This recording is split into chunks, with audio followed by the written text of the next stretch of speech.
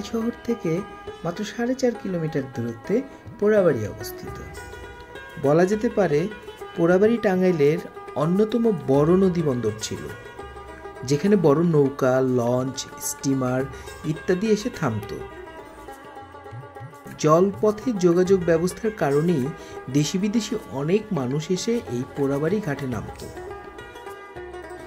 গবেষকদের মতে প্রাচীনকালে যশরথ হালই নামের এক ব্যক্তি টাঙ্গাইলের ধলেশ্বরী নদীর তীরে পোড়াবাড়িতে আসেন। ধলেশ্বরী নদী যমুনা নদীর একটি শাখা নদী। অনেকের মতে ব্রিটিশ আমলে যশরথ হালই আসাম থেকে আগমন করেছিলেন। তিনিই প্রথম ধলেশ্বরী নদীর মিঠা পানি এবং গরুর খাঁটি দুধ দিয়ে চমচম তৈরি করেন।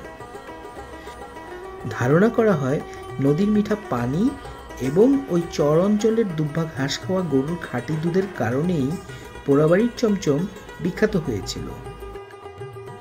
একসময় এখানে অনেক মিষ্টির কারখানা গড়ে উঠেছিল। কালের বিবর্তনে যা এখন একেবারে নাই বললেই চলে।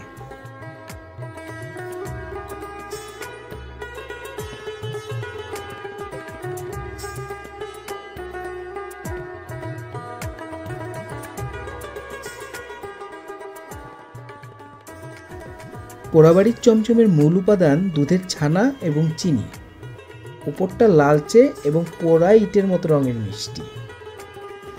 বাংলাদেশের প্রখ্যাত জননেতা আব্দুল হামিদ খান ভাসানী একবার বলেছিলেন, ব্রিটিশ আমলে সন্তোষের জমিদার পরিবারের এক মেয়ের বিয়ের অনুষ্ঠান হয়েছিল কলকাতায়। পোড়াবাড়ি থেকে কয়েকজন দক্ষ কারিগর সেখানে নিয়ে যাওয়া হয়েছিল, কিন্তু তারা এখানকার মতো উন্নত মানের চমচম বানাতে পারেনি। সেই কারিগররাই বলেছিলেন টাঙ্গাইল দিয়ে বয়ে যাওয়া যমুনা এবং বিশেষ করে পোড়াবাড়ির পাশ দিয়ে যাওয়া তার শাখা ধলেশ্বরী নদীর জল ছাড়া এমন সুস্বাদু চমচম বানানো সম্ভব নয়। এখানকার মাটির কারণে জলে এক বিশেষ গুণ আছে বলে তাদের বিশ্বাস ছিল।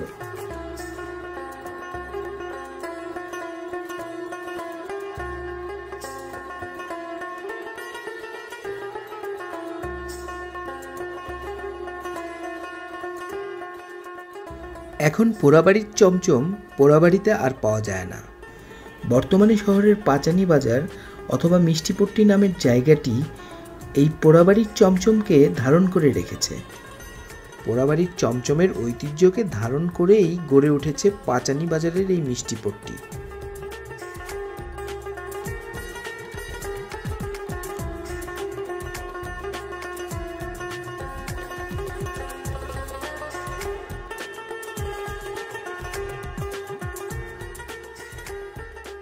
আমাদের এই টাঙ্গাইলের মিষ্টি এত ভালো হওয়ার কারণ হইল, আমাদের টাঙ্গাইল শহর থেকে 5 কিলো পশ্চিমে পোড়াবাড়ি নামে একটা গ্রাম আছে। বিশাল একটা গ্রাম আর বিশাল একটা বাজার। এই বাজারটা মূলত হইল দুধের জন্যই বিখ্যাত। ওই ধলেশ্বরী নদীর পরেই হইল গ্রাম। এই গ্রাম অঞ্চল থেকে আমাদের দেশি গরুর দুধগুলো ওই পোড়াবাড়ি বাজারে উঠে। আমরা ওই পোড়াবাড়ি বাজার থেকে দুধগুলো আমরা কালেক্ট করি এবং অন্যান্য বাজারও আছে, সেখান থেকে আমরা কালেক্ট করি। দেশি গরু একদিকে হলো দেশি গরুর দুধ, আর একদিকে হইল আমাদের টাঙ্গাইলের পানির অবস্থাটা ভালো, পানির গুণাগুণটা ভালো। আগে ধলেশ্বরী নদীর পানি দিয়েই এই মিষ্টিগুলো তৈরি হইতো।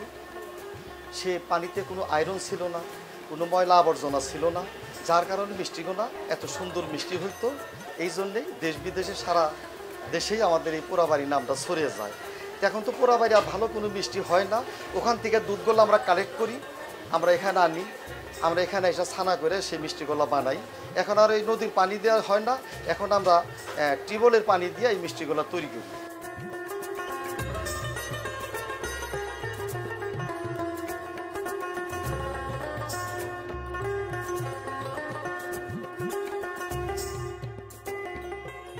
আমাদের প্রতিষ্ঠানটা মোটামুটি 60 বছর আগে। আর টাঙ্গাইলের মিষ্টিটা নাম হওয়ার পিছনে আজ পোড়াবাড়ির যমুনার জল আছে না, যমুনার জল আর পোড়াবাড়ির দুধ, এই দুইটার সংমিশ্রণে মিষ্টি হইতেছে। এটা চালাইতে আমার কাকা রাধাবল্লভ দাস, তারপরে আমি চালাই। আমার নাম গোপাল দাস।